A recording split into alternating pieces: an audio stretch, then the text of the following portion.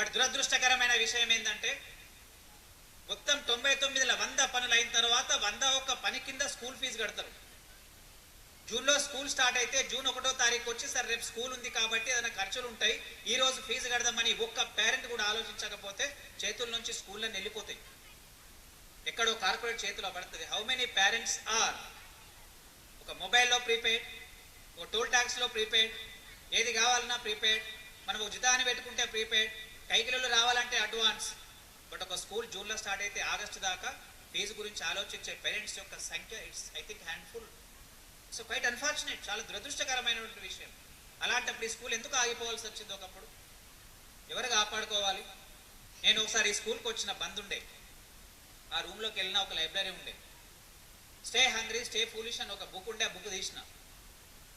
ఆ బుక్ చదువుతూ ఉంటే అక్కడ అన్ని చదివి అండర్లైన్ చేసినవి ఉన్నాయి. సార్ని పిలిచి అడిగిన, సరే మీరు ఈ బుక్ చదివిన రానన్నా, ఎప్పుడు చదివినా స్ట్రీట్ బాయ్ అన్నాడు. ఇలాంటి వాళ్ళ అవసరం సమాజంకి ఉంది సార్. ఆ సమయంలో ఇలాంటి పుస్తకం చదివినరు అంటే మీ దగ్గర ఏదో శక్తి ఉంది, కానీ మీరు స్కూల్ బంద్ చేయడం సామాజిక ద్రోహం అనే చెప్పిన అన్న ఎక్కడున్నాడు అడగండి. ఆ రోజు అన్నాడన్న ఐఎమ్ రీస్టార్టింగ్ ద స్కూల్ అని. ఎవరికన్నా ప్లేస్ ఇచ్చేస్తే ఇంతకంటే ఎక్కువ పైసలు వస్తాయచ్చు. That's why the point I'm making is career. Career కోసం ఎడ్యుకేషన్, ఎడ్యుకేషన్ కొరకు ఎక్కువ మంచి కలగంటే కాదు, మంచి సీట్. ఈరోజు పెడితే 4 నెలల్లో అయిపోయే సీడ్ కొరకు 10 షాపులు వెతుకుతాం, రైట్? I right? ఒక శారీ కొనుక్కున్న తర్వాత బహుశా maximum we may wear it off for 4 years. దాని కొరకు 10 షాపులు 100 వెతుకుతాం, ఐ రైట్? Absolutely right. అంతేందుకు లాస్ట్కు పాన్ వేసుకొని 10 నిమిషాల్లో ఉంచేయడానికి కూడా ఎక్కడ మంచిగా ఉందా అని పోయి వెతికి ఆ పాన్ వేసుకొని తిని బండి మీద పోయి ఖర్చు చేసి మరి అక్కడే కొనుక్కొని అక్కడే ఉంచేసేస్తాం, right? Yes, absolutely right. And what about school?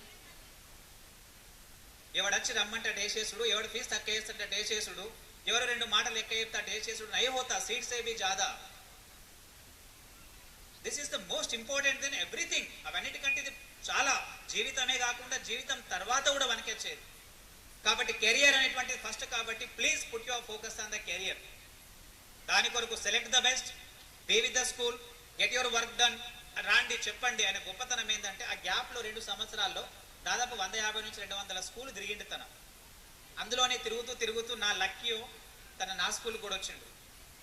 ఆ రోజు మాట్లాడిన తర్వాత తన విజన్ విన్న తర్వాత నేను ఈ స్కూల్కి వచ్చిన అప్పుడు అంతా దుబ్బా దుమాడం దింగాన ఉండే. So dear parents, first one is career.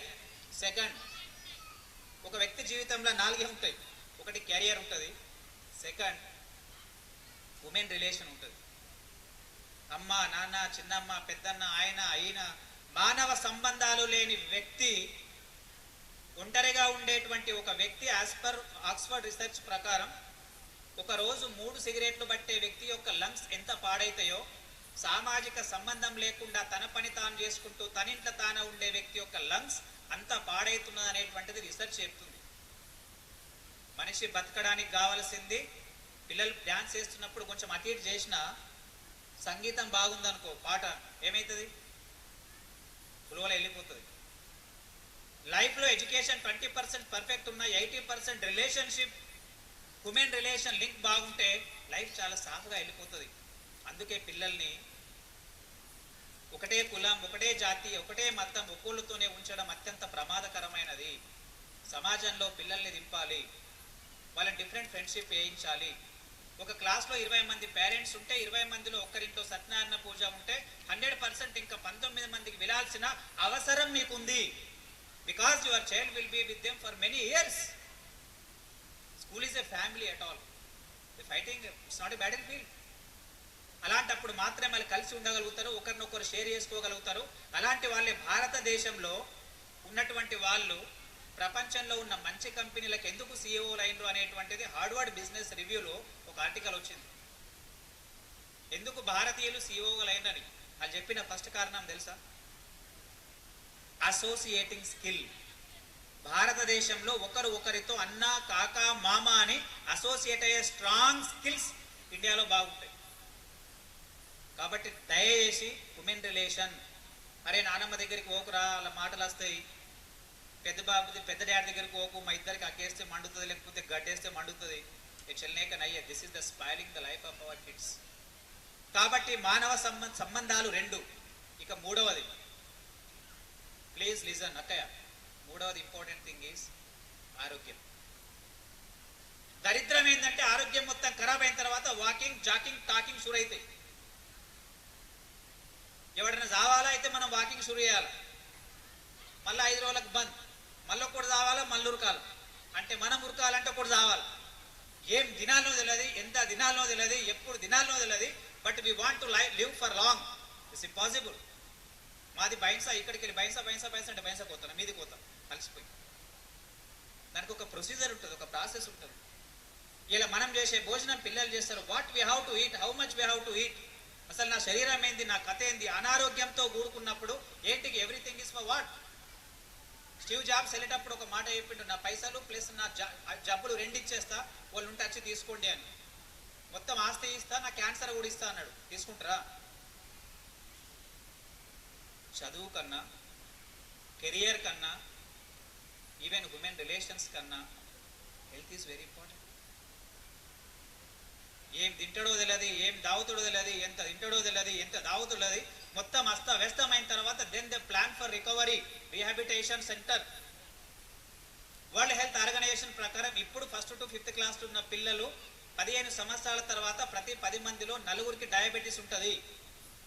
ఇలా మా స్కూల్లో 2,500 స్ట్రెంత్లో 3 పిల్లలు ఇన్సులిన్ తీసుకుంటారు. Insulin, sugar. ప్రాబ్లం ఎవరిది? వ్యవసాయదారులుగా పుట్టి కూడా వ్యవసాయంలో మనకు కావాల్సినటువంటి పండించుకోలేని పరిస్థితుల్లో మనం ఉన్నాం, commercialised.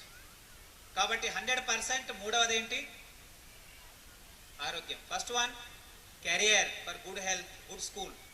Second one women relation. అరే చచ్చిపోయింది అక్కడ ఇంట్లో ఇల్లు, నేను కాలు పెట్టద్దు, నువ్వెట్లా పెట్టినవురా, అరే ఏ అగౌ లఫడా జీవన్ మే నై చాయి. Excuse, we have to excuse. లేకపోతే పిల్లల మీద ప్రభావం పడుతుంది. వాళ్ళు లేకున్నప్పుడు ఏమన్నా అయ్యాయి, but in front of the children we have to be very careful. మూడవది ఆరోగ్యం. మంచి తినండి, మంచి ఫుడ్ తినబెట్టండి, ఇంట్లో ఏమన్నా మంచి చేసి పెట్టండి. చిన్నప్పుడు వేసేటోళ్ళు కదా మనకు, వాడు అన్ని పెట్టేసి తినకుండా అని చెప్పేటోళ్ళు. తినకుండా అంటే ఉరుకుతా ఇంటర్వెల్ తినేటోళ్ళం. ఇప్పుడు పెట్టి తినుండ్రా. నేను మా కోడల్ని చూస్తుంటాండి, మా కోడలకు బాప ఉంటుంది, 2 గంటలు ఆడి ఇట్లా తిరుగుతూ ఉంటాడు, గిరిగిరా. ఇది చేతిలో పట్టుకొని ఆడెంబడి తిరుగుతూ ఉంటుంది ఇట్లా. మళ్ళీ ఆడి చేతిలో ఫోను, ఈమె చేతిలో గిట్ల ఫోను, మెడిసిన్లు ఇట్లా అయిపోయినాయి. రోగం కాకపోతే భోజనం అట్లీస్ట్ ఆకలైనప్పుడు పెట్టండి కదా, మంచి భోజనం పెట్టండి. ఇక లాస్ట్ ఫైనల్, 4వది, whether you believe or not, spirituality. ఆధ్యాత్మికత చాలా శక్తివంతమైంది. పిల్లల్ని గుడులకు పరిచయం చేయండి. బడులకు ఎట్లయితే గట్టిగా తీసుకొస్తారో చెవు పట్టి గుడికి కూడా అట్లనే తీసుకుపోండి. మంచి విచారాలు, మంచి విషయాలు చెప్తున్న స్థలానికి పిల్లల్ని పంపండి. అది మాత్రమే మీరు మీ పిల్లలకి ఇచ్చేటువంటి ది బెస్ట్ గిఫ్ట్. నిరంతరం పిల్లలతోని మీరు, మేము, అమ్మనో నాన్ననో తాతనో ఉండలేరండి. ఎప్పటిదాకా ఉంటారు? భార్య ఎంతసేపు ఉంటుంది? ఎటు బాత్రూమ్ పోయినప్పుడు, బయట పోయినప్పుడు ఉండదు కదా. నిరంతరం మనతో ఉండేటువంటి వ్యక్తి భగవంతుడు. ఆయన పరిచయం చేయండి.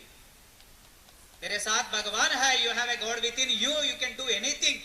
నువ్వేమన్నా చేయగలుగుతావు, నీతో శక్తి ఉందనేటువంటి పరిచయం చిన్న వయసులో చేయాలి. ఈయన మీ మామ, ఈయన మీ తాత, ఈయన మీ పెదనాన్న అని ఎంత బాగా పరిచయం చేస్తామో అంతకంటే ఎక్కువ పరిచయం ఈయన భగవంతుడు, ఈయన నీతో ఉన్నాడు అని పరిచయం చేసినట్లయితే వాళ్ళలో కాన్ఫిడెన్స్ పెరుగుతుంది.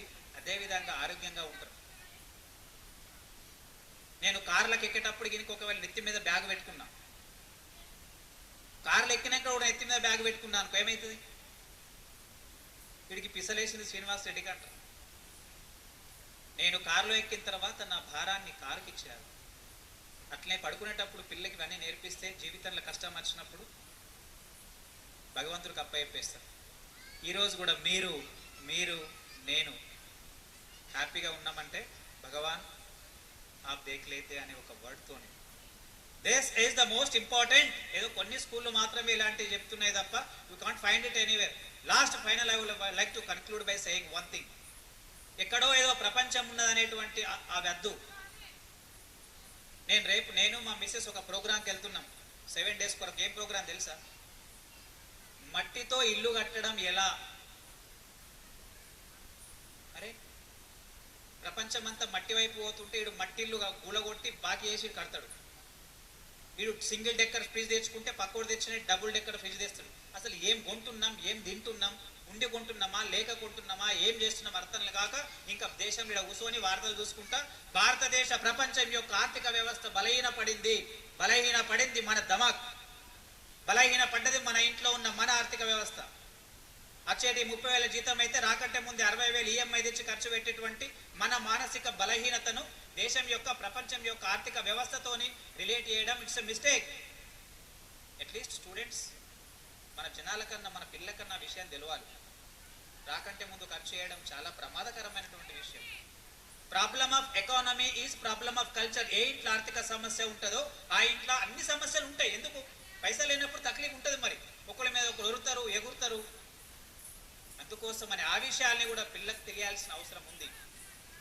కాబట్టి finally what I wish to conclude is one thing.